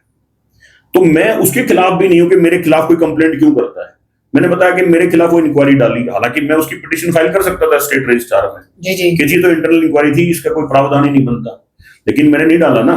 हमें ये लगा कि यार इट्स बेटर कि इंक्वायरी होगी, कोई फ्लॉ होगा तो उसको इम्प्रोवाइज करेंगे। लोग इंक्वायरी का नाम सुनकर डर जाते हैं जी। अरे इंक्वायरी होगी तो उसमें कोई ना कोई, अगर आपकी कोई त्रुटि है उसको आप इम्प्रोवाइज कर लेना, और अगर आपकी त्रुटि आपको लगता है आप कॉन्फिडेंट है तो इंक्वायरी से डरना क्या है। तो ये चीजें, लेकिन इंक्वायरी हो कैसे, एक सूटेबल जो आपने कंडीशन दी हुई है, कम से कम वो कंडीशन फुलफिल, तभी तो आप जस्टिफाई करोगे लॉ को। जी जी। अब लॉ जस्टिफाइड है नहीं, बस आपने टारगेट कर लिया कि भाई फलाने आदमी की इंक्वायरी करानी है तो हो गया बस। फंक्शनल आरडब्ल्यू की जब हम बात करते हैं तो सारा पेज जो आके फंसता है वो फंड्स के ऊपर आकर फंसता है जी। हम इसमें मतलब हम कह सकते हैं कि मैं एक दो आपको टाइप्स बता सकती हूँ, आप मुझे बताना कि किस तरीके। पहली बात हम करते हैं कि जब हैंड ओवर होता है, जैसे एक ने इलेक्शन लड़ा, फिर उसके बाद दूसरे इलेक्शन में आए, वो जीते, तो वो कहेंगे कि पिछली आरडब्ल्यू ने ये गबन किया हुआ है। एक तो ये बात आती है। फिर दूसरा आता है कि ये आरडब्ल्यू जो है लगातार हमें मेंटेनेंस के नाम पर हमसे ज्यादा पैसे चार्ज कर रही है, ये भी कहा जाता है। जैसे आपने कहा कि करोड़ों रुपए काफी सारी सोसाइटीज में है, तो क्या ये जो फंड है ये एक मेन कारण है ये सारे आरोपों का भी, या इसका कोई मॉनिटरिंग सिस्टम नहीं है आरडब्ल्यू मतलब एक्ट के अकॉर्डिंग कि ये सारी चीजें टू द पॉइंट हो? आप तो कहते हैं कि मैं ऑडिट करवाता हूँ कि किसका पैसा कहाँ पर लगा, तो क्या बाकी नहीं कराते? रिसेंट में भी हमने देखा 13 करोड़ रुपए, 30 करोड़ रुपए, 20 करोड़ रुपए, मतलब करोड़ों में बात हो रही है। देखिए मैं इसमें कोई थोड़ा सा ब्रीफ कर देता हूँ। बहुत से आरडब्ल्यूएस को तो जानकारी का अभाव है। किस चीज की? कि उनको ये करवाना है ऑडिट। यस। तो वो क्या है, वो बस जैसे जो चल रहा है ना, जिस डर्रे में चल रहा है, खासकर जो नॉन फंक्शनल है उसी डर्रे में चलते रहते हैं। ओके। फिर हैंडओवर भी ले लेते हैं और फिर भी वो उस कंप्लायंस को पूरे नहीं करते। मैंने बताया आपको कि इट इज मैंडेटरी, मतलब इट इज अ पार्ट आपका, मतलब ऑडिट का प्रॉपर एक सेक्शन है आपके एक्ट में, चैप्टर 10, और उसमें आपका सेक्शन 50 जो है, इट सेज क्लियरली कि आपको अपनी ईयरली ऑडिट करवानी है, पूरी बैलेंस शीट बनानी है, और वो बैलेंस शीट आपको प्रत्येक मेंबर को शेयर भी करनी है। जो मेंबर बने हुए हम सबको शेयर होगा। यस, इनफैक्ट हम तो पूरे रेजिडेंट को ही कर देते हैं शेयर। ओके। इवन टेनेंट्स को भी कर देते हैं, क्योंकि यू नेवर नो कि आपको कौन अच्छा आइडिया दे दे। जी जी। Ultimately it is public money, जनता का जो पैसा है आपका पैसा थोड़ी है। आपने अगर कोई एडिशनल इनकम भी करी है, मैं सोसाइटी से लगभग 30 लाख रुपए की सालाना एडिशनल इनकम कर देता हूँ, बट वो मेरी इफेक्टिव मैनेजमेंट है। जी जी। लेकिन मेरे पास जो सोर्स है, बेसिक जो रिसोर्स है, वो तो सोसाइटी है ना, तो उसमें हम सबको शेयर कर देते हैं सब, मतलब it is mandatory for everyone. आप कोर्ट एनवर से अगर हैं तो आपने कोई ऐसा केस कभी सुना है कि जिसने ऐसा फ्रॉड किया हो तो उसको कोई पनिशमेंट भी मिली हो, या फिर कुछ आगे बात हुई हो कि ताकि सख्ती हुई हो ताकि बाकियों को कुछ एग्जाम्पल मिल सके? मैंने बताया ना आपको, जो ये एक्ट है ना, ये एक तो सामाजिक तौर का एक्ट है। इसमें कोई ऐसे कड़े नियम है ही नहीं कि अगर कोई बाउंड होगा। देखिए, मैं तो 4 टर्म से मैं प्रेसिडेंट हूँ। जी जी। आप भी काफी समय से पत्रकारिता कर रही हैं। आपने कोई आज तक किसी सोसाइटी का सुना है कि फलानी सोसाइटी में ये हो गया? और जी जी। वो सिर्फ क्या कर सकते हैं, उनकी सदस्यता रद्द कर सकते हैं। कोई फाइन, नॉमिनल सा फाइन है, प्रावधान है उसमें, वो फाइन लगा सकते हैं। और वो भी डिस्क्रीट पावर किसकी है? रजिस्ट्रार जनरल की। ओके। डिस्ट्रिक्ट रजिस्ट्रार को अपनी ऑब्जर्वेशन लेके और डिस्ट्रिक्ट रजिस्ट्रार जनरल को भेजनी होती है, फिर वहां से वो गाइडलाइंस आती है। बट अगर कोई गबन करके चला गया सपोज, और दूसरी आरडब्ल्यू आ गई, फिर वो आरडब्ल्यू उसको ओवरकम कैसे करेगी? कैसे वो चीजें मैनेज मैं वही कह रहा हूँ कि वो फिर एक लेवल पे आके क्या होता है ना, क्योंकि अल्टीमेटली सब संजीदगा हो जाते हैं एक व्यवहारिक एनवायरनमेंट में। जब वो माहौल होता है, या तो जैसे पुलिस तुरंत एफआईआर करके कार्रवाई करती है, कोई कॉग्निजेबल ऑफेंस है, तो या तो ऐसी कोई कार्रवाई हो तो लोग डरेंगे, वो कंप्लायंस भी फॉलो करेंगे, सारी चीजें करेंगे। लेकिन मैं छोटा एग्जांपल देता हूँ, मैंने बीच में एक टर्म चुनाव नहीं लड़ा। मैंने अपनी मर्जी से ही नहीं लड़ा 2021 में, तो एक दूसरी आरडब्ल्यू बनी जी। मतलब मैं एग्जांपल इसलिए दे रहा हूँ अपनी सोसाइटी का, क्योंकि बेहतर तरीके से लोग समझ पाएंगे। और दूसरे पे लांछन की बजाय खुद की बात करें तो ज्यादा बेटर रहता है। तो उस वक्त एक आरडब्ल्यू आई, तो किसी कारणवश वो ढंग से मैनेज नहीं कर पाए जी।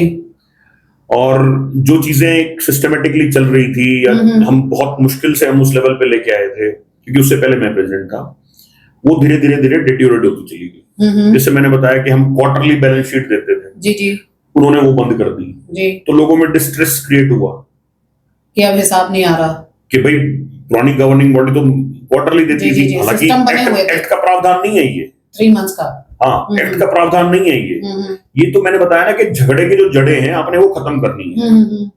भाई जब तक सरकार इसको अमेंड नहीं करती तो तब तक तो लोगों को खुद सोचना पड़ेगा ना कि हम इसमें कैसे कैसे झगड़े की जड़ें खत्म कर सकते हैं, इफेक्टिव मैनेजमेंट कैसे कर सकते हैं। तो उनको वो क्वार्टरली मिलना बंद हो गया, ट्रांसपेरेंसी धीरे धीरे खत्म हो गई सिस्टम में, चीजें ऐसी होने लगी। मतलब मेरे यहाँ से पहले हमने कुछ प्रोविजन किया था आर्टिफिशियल पॉन्ड सिस्टम बना के, क्योंकि हमारे वहां सीवरेज नेटवर्क तो है नहीं जी जी।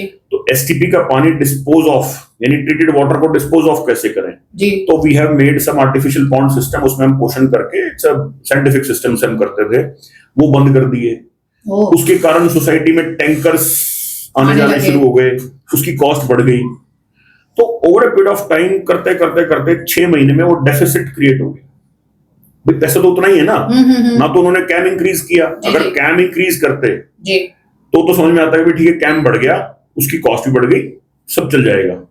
वो करते करते डेफिसिट क्रिएट हो गया, और स्थिति ऐसी क्रिएट होगी कि 8 महीने में ही, हालांकि हमारा 2 साल का टेन्योर है, प्रेसिडेंट, सेक्रेटरी, ट्रेजरर धीरे धीरे सब रिजाइन करके और बॉडी को उन्होंने छोड़ के और सोसाइटी को ऐसे छोड़ दिया कि भाई अब तुम जानो, तुम्हारा काम जानो।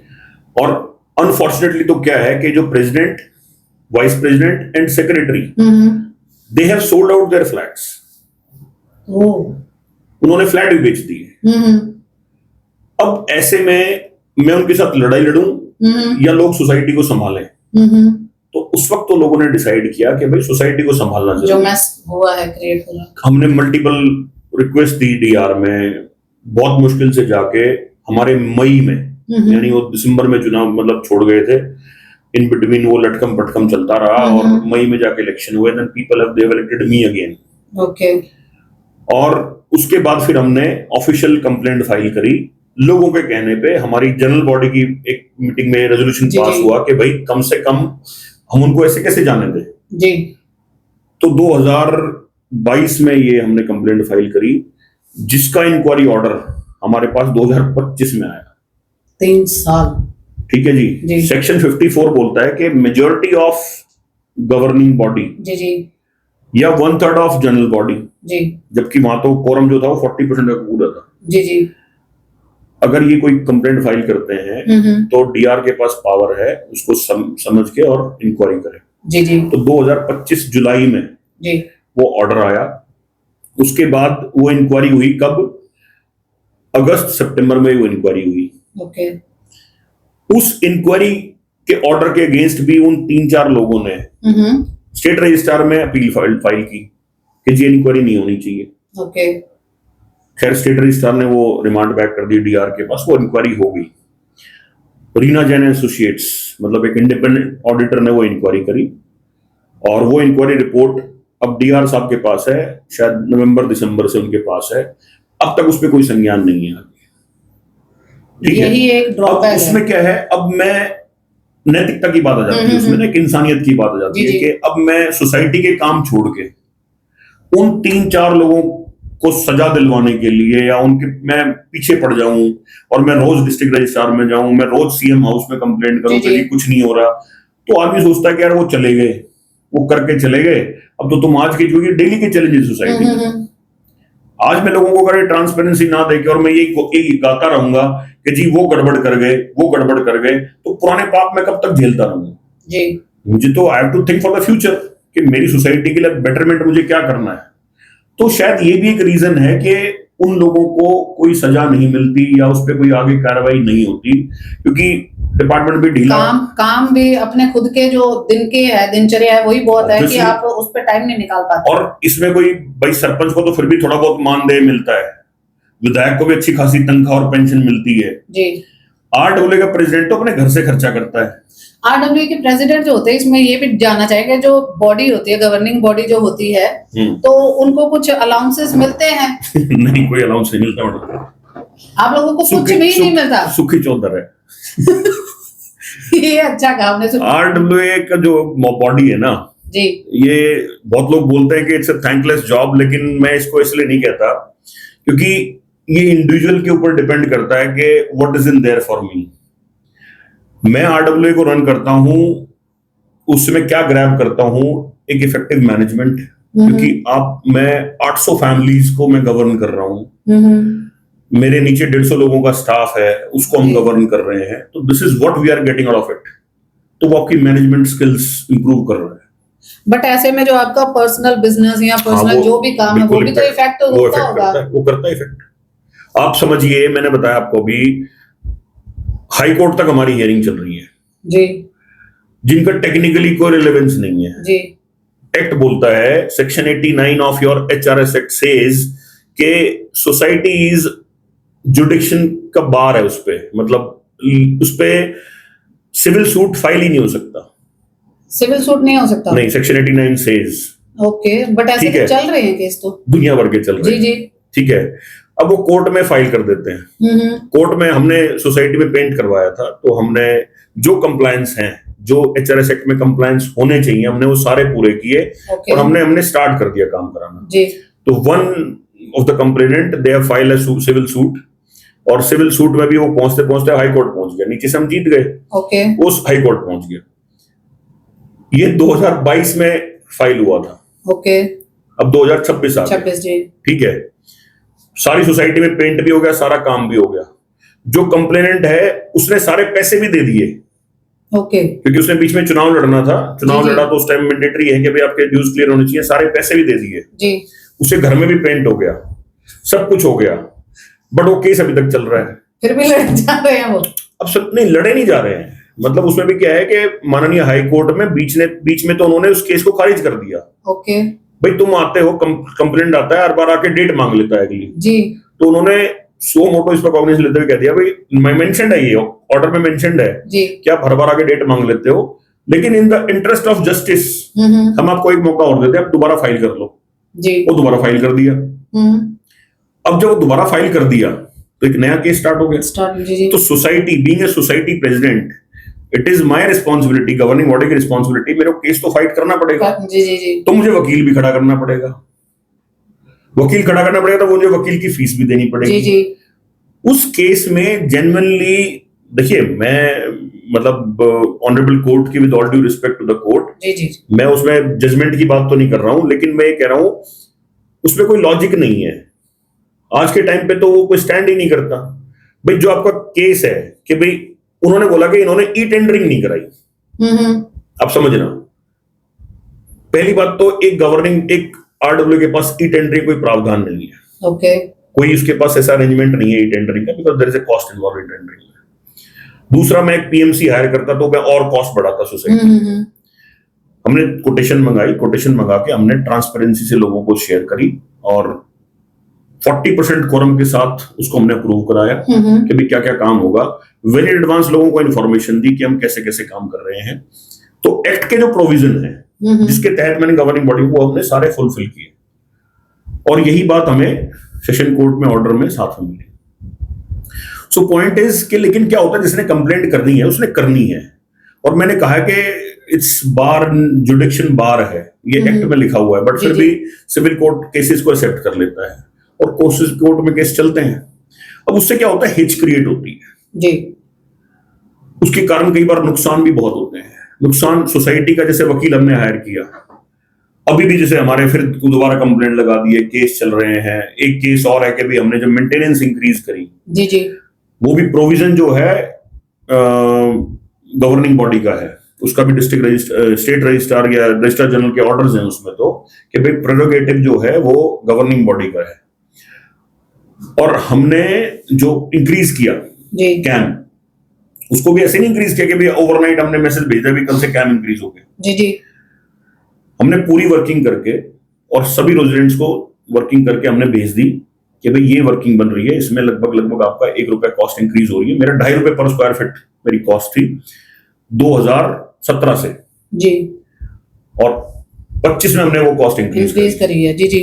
और 1 महीने का टाइम हम दे दिया हमने लोगों को जी जी कि भाई 1 महीने बाद हम जीबीएम बुलाएंगे और उससे पहले अगर किसी के पास कोई बेटर सुझाव है जो इसमें इम्प्रोवाइज कर सकता है या कॉस्ट हमारी कम हो सकती है, please come up with that. तो लोग अपने सुझाव भी लेके आए, हमने उनको इम्प्लीमेंट भी किया और करते हमने जितना बेस्ट हो सकता था वो करके हमने फाइनल एग्जीक्यूट किया। मीटिंग में हमने उसको रेटिफाई किया। ओके, देखिए अप्रूवल कराने में और रेटिफाई कराने में डिफरेंस है। एक्ट में बहुत सी चीजें ऐसी लिखी हुई जिसमें आपने सिर्फ रेटिफाई कराना है, लोगों को इंफॉर्मेशन देनी है, और बहुत सी चीजों में ऐसी है जहां पे आपको अप्रूव कराना है। तो रेटिफाई करा के हमने वो ऑनरेबल डिस्ट्रिक्ट रजिस्ट्रार के पोर्टल पे अपलोड कर दिया, वो वहां पे एक्नॉलेजमेंट भी हो गया। बट उसके बावजूद भी one gentleman has filed a case in civil suit 2023 में और उसके बाद 2025 में दोबारा से, ठीक है, कि जी वो गलत तरीके से कैम इंक्रीज कर दिया। तो इन चीजों से आप बच नहीं सकते, लेकिन ये वो चीजें हैं जो टाइम, मनी और इन सबको वेस्ट करते हैं। और फिर जैसे आपने बताया कि वो जो पैसा इन्वॉल्व होता है जी जी जी जी, देखिए जितनी सोसाइटीज, बड़ी सोसाइटीज हैं, अच्छा खासा कैम होता है, 15-15 लाख स्क्वायर फीट एरिया है, अगर उसमें आप ₹3 पर स्क्वायर फीट के हिसाब से भी कैम ले रहे हैं जी जी, तो आप लगा लीजिए कितना बड़ा हैवी अमाउंट हो जाता है। लेकिन फिर उस हिसाब से सर्विसेज भी हैं। आप कहते हैं कि लोगों की एक चैलेंज आता है कि भी हमें सर्विस तो मिल नहीं रही जी जी, और कैम उतना भारी लिया जा रहा है। तो कंपैरिजन जो है वो एप्पल टू एप्पल होगा। एक सोसाइटी, खासकर अफोर्डेबल में अगर मैं बात करता हूँ, अफोर्डेबल सोसाइटीज के बहुत चैलेंजेस रहते हैं मेंटेनेंस को लेके, क्योंकि बिल्डर जो है जी, क्योंकि वहां पे आरडब्ल्यू तो 5 साल बाद आएगी, क्योंकि 5 साल तक it is responsibility of builder to manage. Builder 4-4, ₹4.5 maintenance ले रहे हैं अफोर्डेबल में। इसका भी कोई प्रावधान नहीं है कि कितनी लेनी है मिनिमम? नहीं, वो तो एक्सपेंडिचर के हिसाब से है ना, लेकिन वो वही मैं कह रहा हूँ ना कि बिल्डर अपने खर्चे दिखाता ही नहीं है। ओके भाई, मैंने बताया कि भाई मेरी सोसाइटी में आप किसी भी मेंबर से जाके पूछ लो आज, वो आपको हर क्वार्टर के आपको बैलेंस शीट निकाल कर दे देगा जी जी, कि भाई इतना पैसा कलेक्शन हुआ, इसी साइड में इतना खर्चा हुआ। अगर वो खर्चा गलत हो रखा है, सपोज करो मेरे को पता है ये टेबल मुझे खरीदनी है जी जी, ये टेबल मार्केट में ₹2,000 से लेकर ₹5,000 तक बढ़िया मिल जाएगी जी, अब मैंने टेबल ही ₹1.5 लाख में खरीद रखी है जी, और उस खर्चे में मैं दिखा भी रहा हूं, तो एनीबॉडी कैन चैलेंज। वो साल भर की वेट क्यों करेगा? बहुत सारी चीजें हैं जो लोगों को पता भी नहीं है। और आपने recently I think so RWA के जो एसोसिएशन यहाँ आप लोग मिलकर जो है उसके लिए कुछ लोगों को अवेयर करने के लिए भी करते हैं कुछ, या जो मेन गवर्नमेंट है उस तक पहुंचाने की बात करते हैं कि भाई ये जो है त्रुटियां हैं, इसमें जो एक्ट है हमारा इसमें त्रुटियां हैं, इसको चेंज किया जाए, क्योंकि अमेंडमेंट की बात बहुत बार हुई है बट अभी तक आई थिंक, देखिए ये एक्ट ना बहुत कमजोर है जी। मैंने बताया ना कि पिछला भी हमारा चुनाव 3 महीने डिले हो गया था, मतलब अननेसेसरी चीजों पे बहुत सी सोसाइटी में हमने बताया क्या होता है। तो जो पिछली सरकार में हमारे जो बादशाहपुर से स्वर्गीय विधायक थे राकेश दौलताबाद जी, उन्होंने इस बात को बड़ी गंभीरता से लिया था और उन्होंने एक पूरी टीम तैयार की थी 20-25 लोगों की, और एक ड्राफ्ट तैयार करवाया था कि भाई इसमें क्या क्या कमियां हैं और क्या क्या इम्प्रोवाइजेशन इसमें होनी चाहिए। जी जी एक ड्राफ्ट तैयार करवा के उन्होंने विधानसभा में वहीं पे उन्होंने प्रेस कॉन्फ्रेंस भी करी 4 और विधायकों जी के जी साथ, और प्राइवेट मेंबर बिल वो लेके आए थे उसके लिए। मतलब I think in the history of Haryana, for the people of Gurugram, Faridabad, जो मेट्रो सिटीज हैं, जो लोग सोसाइटीज में रह रहे हैं, या आरडब्ल्यूएज हैं, या गवर्निंग बॉडी जहां पे काम कर रही है, या इंडिविजुअल जिसकी लाइफ को डे टू डे वो इम्पेक्ट करता है, उसके लिए शायद पहली बार उन्होंने एक प्राइवेट मेंबर बिल वो लेके आए थे। हालांकि वो एक्सेप्ट नहीं हुआ उसके बाद, लेकिन जो दैट टाइम जो इंडस्ट्रियल मिनिस्टर थे, क्योंकि ये जो एक्ट है, ये सारी जो वर्किंग है, ये ministry of industries and commerce के अंदर आती है। ओके। तो उस वक्त दुष्यंत चौटाला जी आपके इंडस्ट्रियल मिनिस्टर थे। ही हैज कमिटेड इन विधानसभा कि भाई हम इसमें अमेंडमेंट करेंगे, but no big things have happened. अब जो इसके जो मिनिस्टर हैं वो हमारे यहीं के विधायक भी हैं और मंत्री भी हैं, राव नरवीर सिंह जी। लेकिन अनफॉर्चुनेटली उसके बाद इस आप गए उनके पास ये सब चीजें लेकर, यहाँ आरडब्ल्यू के एसोसिएशन कोई गया? नहीं, मेरे ख्याल से, मतलब मैं पर्सनल लेवल पे तो मैं नहीं गया हूँ, ठीक है, लेकिन ऑलरेडी ये तो पटल पे है ना, ये तो मीडिया चैनल में भी है और हर जगह है, और आई थिंक उनके पास डेली कुछ ना कुछ कोई ना कोई आरडब्ल्यू के इश्यूज को लेके जाता भी होगा, क्योंकि बीइंग अ मिनिस्टर तो उनकी तो गवर्निंग रहती ही है। तो आई थिंक सरकार को खुद भी इस पे स्वतः संज्ञान लेके और अमेंडमेंट्स जो हैं इसमें, जो रिक्वायर्ड अमेंडमेंट्स हैं, और दोनों तरीके से देखिए, गवर्निंग बॉडी कोई भगवान नहीं है। जी जी। गवर्निंग बॉडी लोगों ने चुन दी, तो वो कई बार कई गवर्निंग बॉडी में ऐसा भी है कि वो अपने आप को भगवान समझने लग जाते हैं। जी जी। कि हम ही हैं, हम किसी को जवाब नहीं देंगे, हम किसी को कोई लेटर का जवाब नहीं देंगे। जी जी। कोई बोलता है कि भाई आप मेरे पास मुझे डॉक्यूमेंट चेक करने हैं, कि वो उसका रिस्पॉन्ड ही नहीं करते। ओके। ये भी प्रॉब्लम है बहुत सारी। मैं सिंपल एक बात कहता हूं, और मैं फिर वही रिपीट कर रहा हूं कि societies can not be political platform. जी। अगर कोई व्यक्ति, वहां पे हर व्यक्ति पढ़ा लिखा है, सोसाइटी में जो व्यक्ति रह रहा है, मैं ये मान के चलता हूं कि वो बेसिक एजुकेशन उसकी है। जी। ठीक है, और इतनी बुद्धि उसके अंदर है कि वो चीजों को गलत सही समझता है। तो आपको तो इतना ओपन रहना चाहिए कि अगर कोई व्यक्ति आपको कहता है कि जी मेरे को आपके डॉक्यूमेंट चेक करे, तो you should be happy enough कि यार अगर ये डॉक्यूमेंट चेक करेगा और इसमें कोई त्रुटि निकलेगी, तो आप फ्यूचर के लिए उसको इम्प्रोवाइज कर सकते हो। नोबडी इज परफेक्ट, मतलब nobody is perfect in this world. मैं आज चौथी बार प्रेसिडेंट हूं, तो जिस दिन जब मैं फर्स्ट टाइम बना था, मुझे एचआरएस एक्ट, आज तो मैं बात कर रहा हूँ सारे एक्ट्स की बात कर रहा हूँ, साथ में क्लॉजेस की बात भी कर रहा हूँ, बट एट दैट टाइम मुझे पता ही नहीं था। बस वो हवा में प्रेसिडेंट चुन गया और बन गया मैं। बट उसके over A period of time हमने उसमें वर्किंग स्टार्ट करी, हमने उसको एक्ट को भी पढ़ा, समझा भी है। बहुत सी सोसाइटीज हमारे पास आती हैं, मतलब लाइक एज एसोसिएट अवेयरनेस के लिए, या पूछते हैं यार हमारा ये इलेक्शन नहीं हो रहा है, या कोई मेंबर वाली कहानी। जी जी। अब लेकिन इसमें क्या है, इसमें भी थोड़ी सी चैलेंज आते हैं। जी। फंक्शनल सोसाइटीज वाले कम आते हैं। जी। और जो सूखे चौधरी है ना जी जी, वो ज्यादा आते हैं। जी। ऑपरेशन वहां सारे बिल्डर देख रहे हैं। जी। झगड़ा है नाक की लड़ाई का, माता की चौकी, भंडारा, इन सब के झगड़े रहते हैं। भाई वो आरडब्ल्यू है तो माता की चौकी कराएगी या वो भंडारा कराएगी, ये झगड़े रहते हैं जब तक प्रॉपर आरडब्ल्यू नहीं बनती है। जी जी। अब मैं आरडब्ल्यू प्रेसिडेंट हूं, तो मेरी जो प्रायोरिटी है, मेरी प्रायोरिटी ये है कि लोगों की लिविंग ठीक होनी चाहिए, उनको बिजली पानी टाइम पे मिले, एक सुरक्षा मिले उनको, वो एक स्मूथ, एक लेविश लिविंग जिए, और जो सोसाइटी में वो रहने का सपना लेके आए थे, एटलीस्ट मैं उसको एक लेवल तक पूरा करूं। जी जी। ये मेरी आज प्राथमिकता है। अब मेरी सोसाइटी में मंदिर भी है बहुत बड़ा। जी जी। उस मंदिर कमेटी भी है। उस मंदिर कमेटी में मेरी इन्वॉल्वमेंट सिर्फ इतनी ही है कि जब वहां पे कोई कार्यक्रम होता है जी, तो वो हमें आदेश करते हैं कि जी ये कार्यक्रम है और आपको वहां पे ये चीजें अरेंज करनी है, बिजली, पानी, सड़क, जी जी जी, सफाई, आपने ये चीजें अरेंज करनी है। तो मेरी इन्वॉल्वमेंट वहां उतनी है। जी जी। अब मैं रोज सुबह झंडा ठाके और वहां मंदिर में लगा रहूं और सोसाइटी की तरफ ध्यान ही ना दूं, तो थोड़े दिन में लोग मेरे को थोड़े दिन तो पसंद करेंगे, लेकिन उसके बाद जब उनको बेसिक चीजें नहीं मिलेंगी तो दिल फील अनॉयड, उनका ट्रस्ट खत्म हो जाएगा।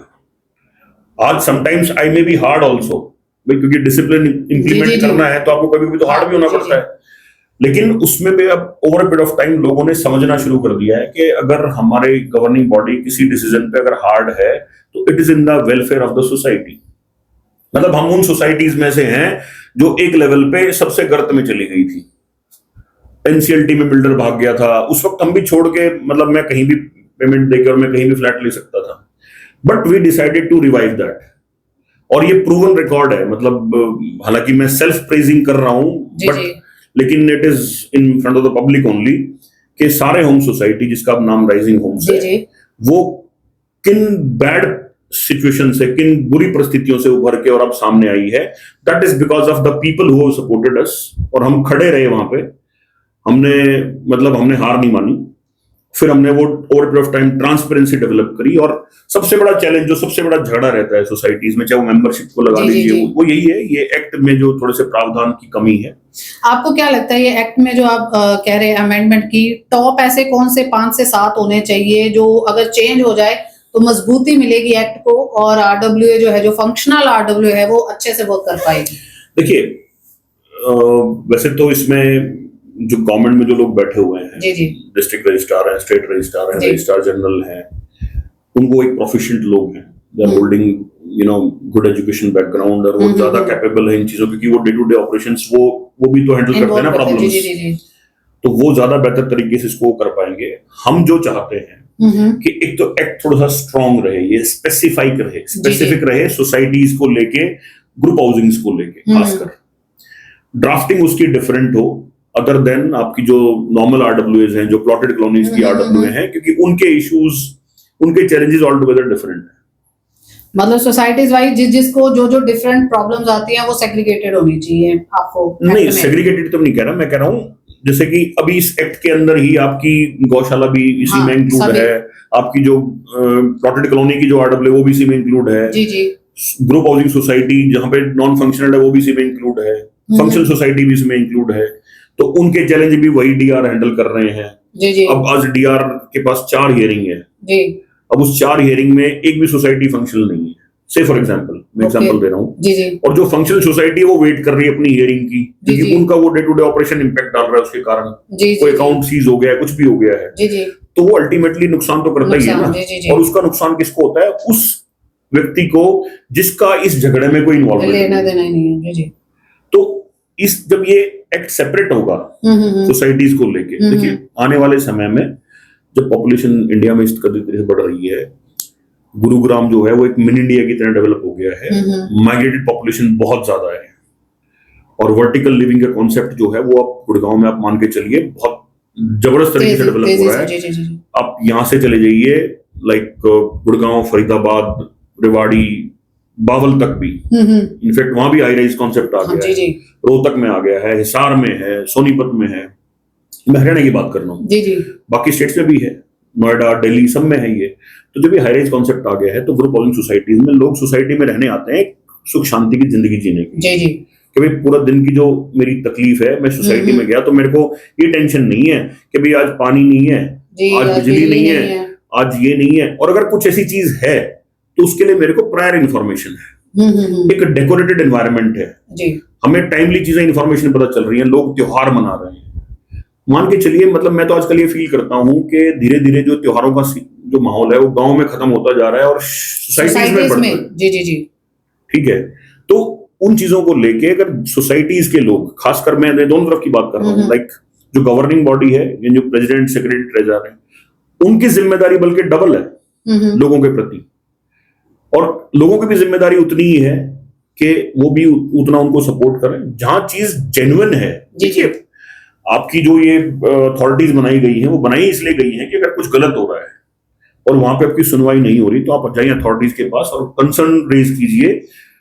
अब वो कंसर्न रेज करने के लिए इस एक्ट में भी कोई ऐसे प्रावधान नहीं है कि किसी को सजा मिले। जी, सजा वैसे क्या लिखा, क्या हुआ है इसमें? कुछ नहीं, इसमें तो फाइन होगा मैक्सिमम, या अब एक प्रोविजन बीच में आया था कि रजिस्ट्रार जनरल के पास पावर है कि वो आगे एफआईआर के लिए वो दे सकते हैं, सजेशन दे सकते हैं। जी, आप क्या चाहते हैं कि क्या होना चाहिए? सजेशन क्या है आपका? देखिए, डिसिप्लिन जो है ना वो हर चीज में रिक्वायर्ड है। अब उसमें एक्ट में तो चलो ठीक है, इन्होंने तो सामाजिक के साथ दे दिया। अब हमें इसमें जो चीजें कमी लगी, हमने वो खुद इम्प्रोवाइज कर ली, जैसे कि क्वार्टरली बैलेंस शीट देना। अब अगर सारी सोसाइटीज जो फंक्शनल है वो अगर क्वार्टरली बैलेंस शीट देना शुरू कर दे, एक सजेशन है मेरा, तो आधी समस्या आपकी वैसे ही खत्म हो जाएगी। जो ये फ्रॉड वगैरह भाई आते हैं सामने। हर सोसाइटी में एक सीए ऑन बोर्ड होता है जी उसको आप हर महीने पैसे दे रहे हो, उससे ये काम भी करवा लो।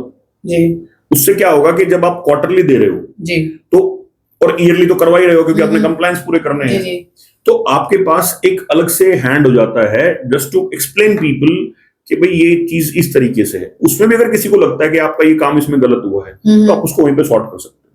लेकिन उसके बावजूद भी अगर किसी ने कंप्लेंट फाइल करनी है, कोई नेगेटिव माइंडसेट का व्यक्ति है, तो फिर वो करेगा, जी जी नोबडी कैन स्टॉप हिम। लेकिन उसके बाद वो जो अधिकारी है, फिर वहां उनकी जिम्मेदारी बनती है कि ये देखना कि भाई जो कंप्लेंट आई है किस नेचर की है, क्या जेन्युइनली इस पे इतना टाइम खुद का भी और गवर्निंग बॉडी का भी या सोसाइटी का भी पैसा और टाइम क्या इस पे इतना स्पेंड करने की रिक्वायरमेंट है या नहीं है। जी फिर उसमें कई बार क्या होता है कि कई बार जेन्युइन कंप्लेंट होती है वो मिस हो जाती है। वो आया ना भाई एक गेहूं के साथ घुन सब वो भी पिस जाता है, या फिर है। वो जो है ना भेड़िया है और जिस दिन वो सही में भेड़िया आ रहा होता है उस दिन फिर वो कोई उसको इग्नोर कर देता है। तो जो जेन्युइन प्रॉब्लम होती है, जेन्युइन किसी की कोई शिकायत है, गवर्निंग बॉडी कोई गड़बड़ कर रही है जी फिर उसको इग्नोर कर दिया जाता है, उसको भी उसके साथ ही लपेट दिया जाता है। जी बदनामी किसकी होती है? डिस्ट्रिक्ट रजिस्ट्रार ऑफिस की। जबकि डिस्ट्रिक्ट रजिस्ट्रार करेगा, डिस्ट्रिक्ट रजिस्ट्रार तो इस बुक के हिसाब से करना है काम। जी जी अब जब तक ये स्ट्रांग नहीं बनेगी तो सोसाइटीज कैसे सशक्त होंगी? दो की भी बजाय आई थिंक सो और ज्यादा होना चाहिए ताकि हाँ, एटलीस्ट दो डिस्ट्रिक्ट रजिस्ट्रार की गुड़गांव में रिक्वायरमेंट है। एक फंक्शनल सोसाइटीज जो है उनकी जो इश्यूज हैं उनको टेकअप करें, प्लस फ्रेमवर्क एक प्रॉपर तैयार हो एक्ट का, उसमें जो जनता है यानी जो मेंबर्स हैं उनके हितों का भी ध्यान रखा जाए, लेकिन उनके ऊपर ऑब्लिगेशंस भी हो। मैंडेटरी जो आप कह रहे थे, मतलब वो आई थिंक मैंडेटरी तो शायद शब्द गलत हो जाएगा, लेकिन उसमें कुछ प्रावधान ऐसे हों कि भाई अगर आप 2 या 3 मीटिंग्स अटेंड नहीं करते हैं तो सदस्यता रद्द हो सकती है और या कोई पेनल्टीज का क्लॉज आ सकता है, क्योंकि भारत में लोग ना डिसिप्लिन से ही डरते हैं। अदरवाइज तो माइंडसेट जो कहते हैं ना भाई स्वतंत्र जो माइंडसेट है, उस स्वतंत्रता का जो मतलब है लोग गलत निकालते हैं जी। जबकि मतलब आप मान के चलिए even a small contribution system को बाइड करने के लिए that is a part of patriotism, वो भी देशभक्ति है। हम बाहर कंट्रीज में जाते हैं, वहां हम ना तो गंदगी फैलाते हैं ना हम कुछ करते हैं। सोसाइटीज के बेसिक काम क्या है? To maintain a basic hygiene जी। और अगर आप सोसाइटीज में सहयोग करके चल रहे हैं तो ultimately you are contributing towards nation building जी जी। तो वो तो सबकी जिम्मेदारी है। तो उसमें क्या है कि सरकार को भी इस वक्त थोड़ा सा स्ट्रिंजेंट होना पड़ेगा, क्योंकि जैसे जैसे धीरे धीरे टाइम बढ़ रहा है, सोसाइटीज हैंडओवर ले रही हैं, तो ये झगड़े और बढ़ जाएंगे। और जो गबन की आप बात कर रहे थे, मैं उस पर भी 2 मिनट का एक बात बोल देता हूं। देखिए, अगर आग लगी, धुआं उड़ाया तो आग तो लगी होगी जी जी, ठीक है, लेकिन उस पे सीरियसनेस कितनी है डिपार्टमेंट की भी और जो इसमें इन्वेस्टिगेटर्स हैं उनकी भी जी जी, वो भी बहुत बड़ा रोल प्ले करती है। कई बार बीच में एक मुद्दा उठ जाता है कि भाई जितने भी एडमिनिस्ट्रेटर्स हैं, जो रिटायर्ड लोग हैं, उन्हीं का नेक्सस बन गया है, ठीक है, तो सवाल तो वहां भी उठते हैं जी जी। सवाल तो सरकार के ऊपर भी उठ जाते हैं कि भाई सरकार की इन्वॉल्वमेंट रहती है, आरडब्ल्यूएस की अंदर इन्वॉल्वमेंट रहती है, तो ये तो हर जगह रहेगा जी जी। आप एक्ट में इतना स्पेसिफाइड कर दीजिए, मैं 100% तो नहीं कहूंगा, लेकिन मैं गारंटी लेता हूं कि आपकी 70 to 80% जो है, जो आज जो डिस्ट्रिक्ट रजिस्ट्रार प्रॉब्लम फेस कर रहा है, वो will be solved. Thank you so much Praveen ji हमारे साथ बात करने के लिए। तो ये थे हमारे साथ प्रवीण मलिक जी, जिन्होंने बहुत डिटेल में बताया कि आरडब्ल्यूए का कॉन्सेप्ट क्या है, क्या इश्यूज आ रहे हैं, और मेन जो चीज है कि फंक्शनल आरडब्ल्यूए जहां पर लोग रह रहे हैं, उनको डे टू डे जो इश्यूज आ रहे हैं, क्या हिस्सा है उसमें डिस्ट्रिक्ट रजिस्ट्रार का कि जो इश्यूज आते हैं वो रिजॉल्व नहीं कर पा रहे, मेंबर्स को कहीं ना कहीं इश्यूज आता है, जो कॉलम पूरे करने होते हैं उसमें दिक्कत आती है। तो ये सारे इश्यूज जो है वो अगर रिजॉल्व हो जाए, हमारे एक्ट में अमेंडमेंट हो जाए, तो कहीं ना कहीं जो सोसाइटीज हैं वो भी अपनी बेहतरी के लिए भी सोच सकते हैं और उनको भी जो है एक मजबूती मिलेगी।